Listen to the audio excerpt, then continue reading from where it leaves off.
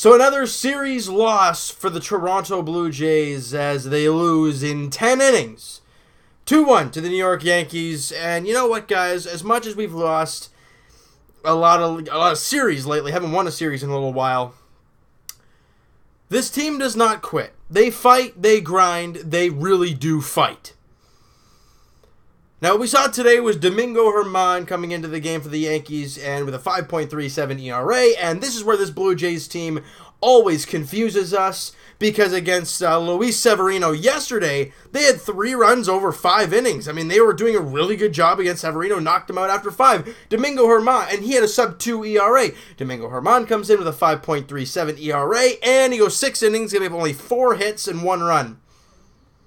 That's the way this Blue Jays team seems to work, and like I said, they lost 2-1, obviously, and Ryan Borucki was on the mound for the Blue Jays in this one, and it wasn't a great start for him. You know, in the top of the first inning, Judge singled, Stanton doubled, and then an RBI ground out from Andujar, and the Yankees had the 1-0 lead early on. But after that, he really settled in, as his final line is fantastic once again. Goes 7 innings, giving up 7 hits, 1 run, 5 strikeouts, and only walks a couple guys. He was stellar once again. His 3rd start in the big leagues, and he has been great. Now, if you're looking at ERA, which is a flawed stat as well as record, but it's more of a consistent stat, 2.25 earned run average for Ryan Borucki in his first 3 major league starts. Again, that can change at any point in time, but it's a very good start for the young lefty. Really good job. Sanguino pitched 2 great innings, and, in the bottom of the 6th inning, as the Jays are still down 1-0 and can't really get any offense going, Morales, on a full count pitch, hits a home run to right field. Double-digit dingers for Kendry. K-Money with the shot, 373 feet to right field, and the Blue Jays have tied the game at 1 apiece. Now we go to the 10th inning, and this is where things kind of fall off the rails a little bit. Tyler Clippard starts the inning, and he hits the leadoff guy, Greg Bird. That is not what you want to be doing to the leadoff guy in extra innings against a very good team. They will make you pay for your mistakes. And then they obviously sacrifice to Justin Smoke, and Tyler Wade, who came on to run for Greg Bird, ends up at second base, and then Brett Gardner singles to left field, and there you go. And they take the lead 2-1. Jays can't score in the bottom half as, really nothing happens here. Strikeout, ground out, and a fly out, and that's the ball game. The problem in that inning was you hit the number 8 guy, and that's a problem right there. That is a problem when you hit the number 8 guy. Greg Bird and Romine are great players because they're on a very, very good Yankees team, and they're so good that they have all that depth in the lineup. But you hit the number 8 guy, which sets up the entire inning. Then, of course, the number 9 batter is going to sacrifice him over and give the top of the lineup 2 cracks at knocking him in, and it just took the first chance for Brett Gardner to knock him home. You do not hit Greg Bird. This inning could be totally different. You get him out, then you get Wade out, and there you go. You got 2 out, nobody on. But instead, you hit him, and it changes the whole complexity of that 10th inning. Awful by Tyler Clippard. Just one bad play, and it just basically ends the ball game for the Jays. But you know what? As much as he did screw up, the Jays' offense was nowhere to be found. 1 run on 6 hits, and they were just not really good. Literally, they were scattered all over the place. Tasker Hernandez was 1 for 5 in the game. Smokey 2 for 4 as he continues to swing the bat very well. He's up to 241 batting average. And Kendrys Morales with a home run. He also had another hit. Ended up 2 for 4 in the game. He's hitting 243 on the year. This guy was hitting just over 100. Couldn't do anything for the Jays. And now he's hitting the ball very, very well. But after that, after Smokey and Morales go 2 for 4 each, nothing really. Gurriel 1 for 4 game in the bottom of the lineup. Pilar goes 0 for 4. Martin 0 for 3. Grichuk 0 for 3. Travis 0 for 3. The whole bottom of the lineup couldn't get anything going in this one, and that was a problem. But guys, if we're thinking about Tank Nation or Rebuild Nation, or let's see the young guys and let them develop Nation, if that makes any sense, Ryan Borucki is probably a very big part of this Blue Jay future. And yes, His record is 0-1.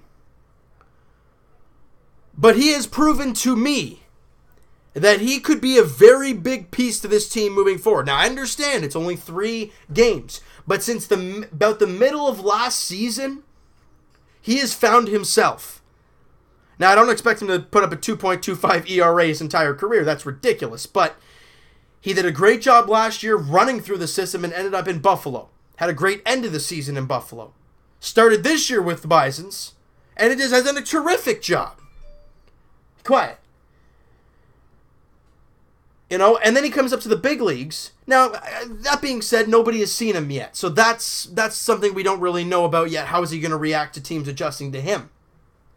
But we've seen a lot of players come up here, get torched, and they get sent down and never see them again.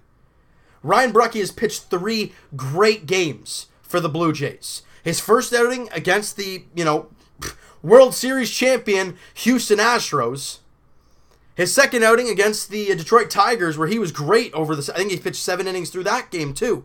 He was great. His first 3 outings for the Blue Jays, he has gone 6 innings, giving up 2 runs. He has gone 7 innings, giving up 2 runs. And today was his best outing, giving up in 7 innings, giving up only 1 run. And think about it. You faced the great, the Houston Astros, Detroit Tigers, yeah, well, okay, fine.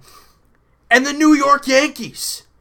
In your first 3 big league starts, he has looked stellar. Now, will pitchers hit a brick wall at some point? Yes. How will they react? Borucki has pitched amazing in his first 3 big league outings. But how's he going to adjust with a little adversity at some point? That is what we remain to see. Now, the Jays have an off day tomorrow before they head to Atlanta for a 2-game set and then head to Boston. So it is not going to be an easy stretch for the Jays. Marcus Stroman takes the mound tomorrow as he looks for a bounce-back outing after his rough 1 inning in his last start. He's 1-6 with a 6.5 ERA against Julio Teheran, who is still with the Braves. I can't even believe it. But he is 6-6 with a 4.47 ERA, and that is a 7.35 first pitch in Atlanta. Game 2 goes Wednesday night, and as of right now, we have no clue who their pitcher is, as it doesn't tell me here. But Sam Gaviglio on the mound for the Jays. He pitched short outing, but did pretty good in his outing against the New York Yankees in Game 1 of the series, and the Jays ended up winning that game. So that's the pitching matchup, at least we know, for our pitchers for the 2 games against the Atlanta Braves. And like I said, we face Boston after, see what I mean? Borucki. He's going to be facing Boston on Friday night at Fenway. This kid's not getting a break, but he's getting thrown in the fire right away, and he is relishing. He is doing a great job. So let's see if he can do it there against Boston. But anyways, like I said, Game 1 here against the Atlanta Braves goes to Tuesday night. Marcus Stroman and Julio Teheran is the pitching matchup, all right? So you know what, guys? That is going to do it for this one. If you guys enjoyed this video, and you guys enjoyed Ryan Borucki in this ball game, hit that like button. I do appreciate that. Hit the subscribe button if you guys have not already. Comment down below what'd you think of the game. What'd you think of Ryan Borucki? Where was the Jays offense? What happened there? I want to hear what you guys have to say. And we'll talk to you guys Tuesday night. Rewind. We'll talk to you guys Tuesday afternoon, podcast edition. Link is in the description for the podcast channel and for the podcast itself on iTunes, guys. Twitter down below. Follow up, send me a DM, do all that great stuff, and I will talk to you guys Tuesday night, like I said, against as the Jays take on the Atlanta Braves down in Atlanta. Marcus Stroman, Julio Teheran, 7:35 first pitch. We'll talk to you guys then.